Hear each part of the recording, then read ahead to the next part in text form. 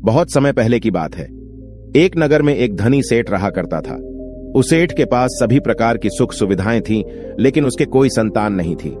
संतान के दुख में वह हमेशा चिंतित रहता था। फिर एक दिन उसे पता चलता है कि उसकी पत्नी गर्भवती और उसने अपनी पत्नी का खूब ख्याल रखा। ऐसे में एक दिन उसके घर पर एक पुत्र का जन्म हुआ। सेठ पुत्र के जन्म पर बहुत प्रसन्न था। उसने पूरे नगर में मिठाई बांटवाई और उसके ललन पालन में कोई कमी नहीं छोड़ी। देखते ही देखते उसका पुत्र बड़ा हो गया। फिर सेठ ने उसे पुत्र को गुरुकुल भेजने का निर्णय किया ताकि वो पढ़ लिख कर एक विद्वान बन सके। अभी उसके पुत्र की उम्र ज्यादा नहीं हुई थी, लेकिन उसने छोटी सी उम्र में अपने बेटे को शिक्षा ग्रहण करने के लिए गुरुकुल भेज दिया था। गुरुकुल में वह बालक अच्छे से शिक्षा ग्रहण करता, अपने गुरु की सभी आज्ञाओं का पालन करता। ऐसे में वह बालक धीरे धीरे वहां का सबसे होनहार विद्यार्थी बन गया। गुरुकुल में उसे बालक ने सारे वेद पुराण और शास्त्रों का अध्ययन किया और बहुत बड़ा विद्वान बन गया, अर्जित कर लिया। लेकिन वो कहते हैं ना कि समय कब बदल जाए किसी को भी पता नहीं होता। ऐसे ही एक दिन किसी प्राकृतिक आपदा की वजह से उसके माता पिता की मृत्यु हो गई, और जब उसके माता पिता की मृत्यु हुई तब तक उसे बालक की शिक्षा पूर्ण नहीं हुई थी। और जब उसे बालक ने इस खबर को सुना कि उसके माता पिता अब इस दुनिया में नहीं रहे और उनका सब कुछ बर्बाद हो चुका है, तो उसे बालक का इस सांसारिक मोह माया से मैन उठ गया। उसके बाद उसे बालक ने नीचे किया कि वह गुरुकुल से शिक्षा पूर्ण करने के बाद अपना संपूर्ण जीवन लोगों की भलाई में व्यतीत करेगा। फिर जब उसे बालक की शिक्षा पूर्ण हो गई तो उसके बाद वह बालक सन्यासी बन गया और वह सांसारिक वस्तुओं से दूर हिमालय के जंगल में चला गया। जंगल में जाकर उसने वहां लंबे श्यामे तक तपस्या की। तपस्या पूर्ण करने के बाद उसे सन्यासी ने लोगों को शिक्षा देना आराम कर दिया। समय के साथ साथ उसे सन्यासी की चर्चा चारों तरफ होने लगी और दूर दूर से लोग उसके पास शिक्षा ग्रहण करने आने लगी, और बहुत से लोग उनके पास अपनी समस्याओं का समाधान खोजने के लिए भी आने लगी। सन्यासी सभी लोगों की समस्याएं बढ़िया आसानी से सुलझा देता, जिस वजह से वह पूरे राज्य में मशहूर हो गया था। लेकिन जिस नगर में वो रहता था उसे नगर का राजा एक क्रूर व्यक्ति था। जब राजा को उसे सन्यासी के बारे में पता चला तो उसने उसे सन्यासी से मिलने का निश्चय किया। अगली सुबह को राजा अपने महल से निकलकर उसे सन्यासी से मिलने के लिए निकल गया, और फिर वो उसे कुटिया पर जाकर पहुंच गया। वहां पहुंचकर जब राजा ने उसे सन्यासी को देखा तो वह देखता ही रह गया। उसके चेहरे पर एक अलग ही देश था।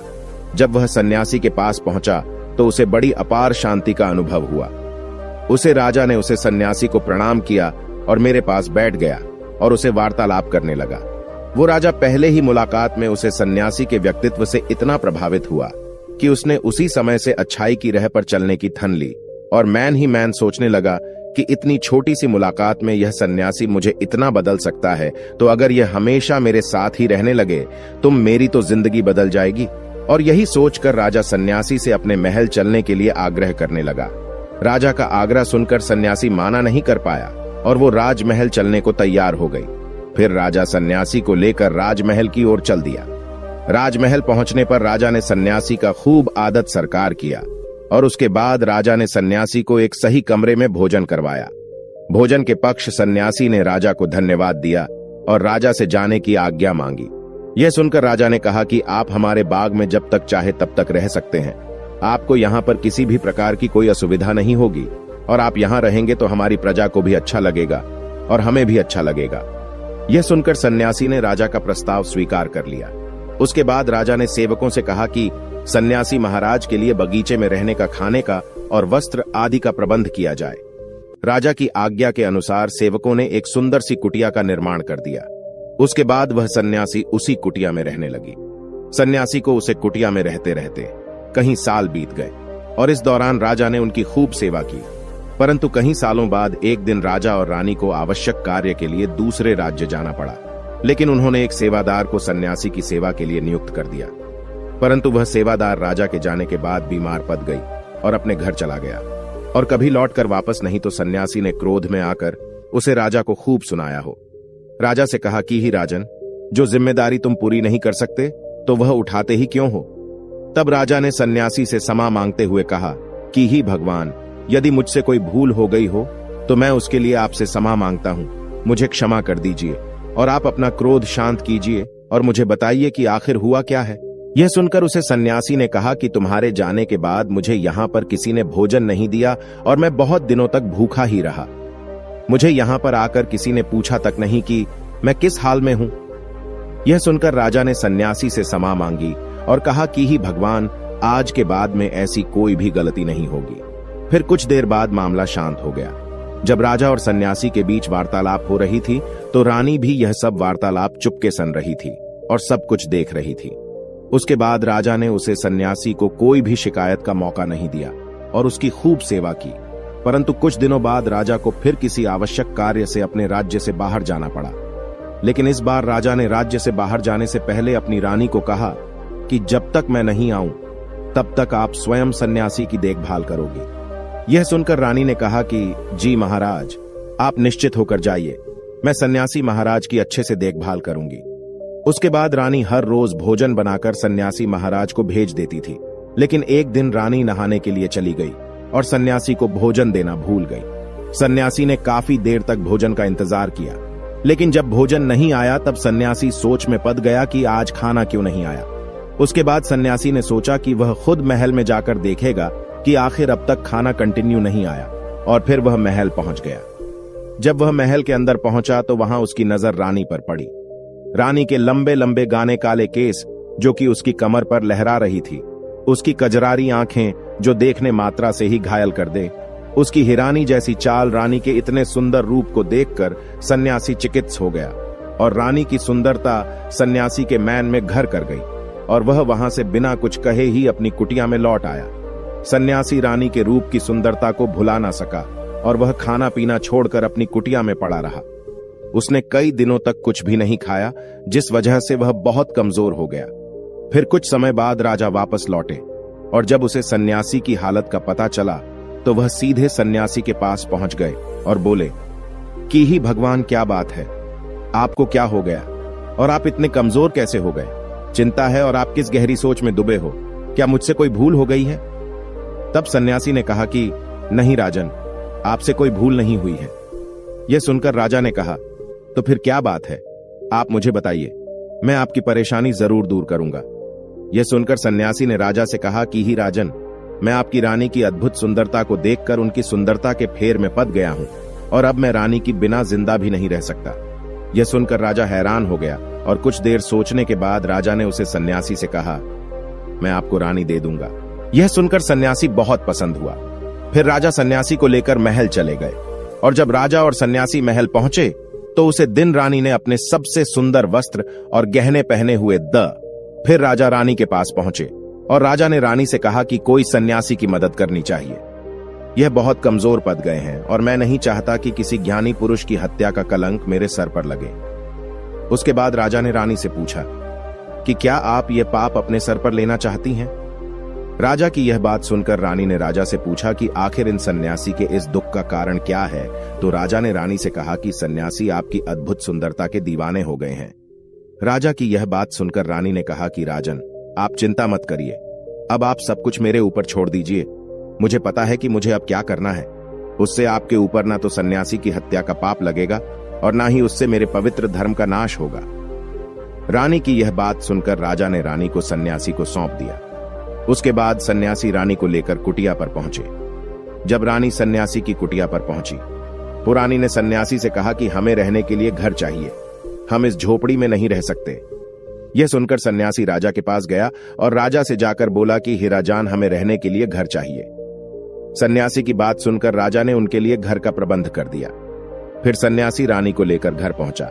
जब रानी सन्यासी के साथ उसे घर पर पहुंची तो रानी ने सन्यासी से कहा कि यह घर तो बहुत गंदा है और इसकी हालत बहुत खराब है, मैं इस घर में नहीं रह सकती। यह सुनकर सन्यासी फिर से राजा के पास गया और राजा के पास जाकर बोला कि ही राजन, जो आपने हमें घर दिया है उसे घर की हालत बहुत खराब है। सन्यासी की बात सुनकर राजा ने उसे घर की हालत ठीक करवा दी। उसके बाद फिर रानी घर के अंदर गई और नहा धोकर बिस्तर पर ए गई। फिर सन्यासी भी बिस्तर पर ए गया। फिर उसके बाद रानी ने सन्यासी से कहा कि आपको पता है कि आप कौन हैं और आप क्या बन गए हैं। आप एक महान सन्यासी जिसके लिए राजा स्वयं सारी जरूरत की वस्तुएं उपलब्ध करते जिसके पास लोग दूर दूर से ज्ञान ग्रहण करने आते जो लोगों को सत्य की राह दिखाया करते जो लोगों की समस्याओं का समाधान करते द, जिनको सभी लोग एक गुरु मानते द, जिनकी सब भगवान के रूप में पूजा किया करते द, और आज आप वासना के कारण मेरे गुलाम हो गए हैं। रानी की यह बात सुनकर उसे सन्यासी को एक झटका लगा और उसे महसूस हुआ कि वह तो एक सन्यासी है और वह यह सब क्या कर रहा है। वह तो यह सारी सुख सुविधाओं को छोड़कर शांति की तलाश में जंगलों में चला गया। जोर जोर से रोने लगा और चिल्लाने लगा और रानी से कहने लगा कि मुझे क्षमा कीजिए महारानी, मैं यह क्या करने जा रहा था। मैं अभी आपको राजा को सौंप कर आता हूं। सन्यासी की बात सुनकर रानी ने सैन किसी से प्रश्न किया कि महाराज, मेरे मन में एक प्रश्न उठ रहा है, कृपया मेरे प्रश्न का उत्तर दीजिए। रानी की बात सुनकर सन्यासी ने कहा कि पूछो, तुम्हारा क्या प्रश्न है। फिर रानी ने कहा कि जब आपको उसे दिन भोजन नहीं मिला तो आप बहुत क्रोधित हो गए। तब मैंने आपके ये रूप पहली बार देखा था और तभी से मैं आपकी व्यवहार में परिवर्तन महसूस कर रही हूं। ऐसा क्यों हुआ महाराज? आखिर आपको इतना क्रोध क्यों आया? रानी की बात सुनकर सन्यासी ने रानी को समझाया कि जब मैं जंगल में था तो मुझे समय पर भोजन भी नहीं मिलता था, लेकिन जब मैं महल में आया तो महल में आने के बाद मुझे सारी सुख सुविधाएं मिली और फिर मैं इन सभी सुख सुविधाओं के मुंह में फंस गया और मुझे इसके प्रति लगाव उत्पन्न हो गया और फिर मुझे इसको पाने का लालच उत्पन्न हो गया और जब मुझे यह नहीं मिला तुम मेरे अंदर क्रोध उत्पन्न हुआ।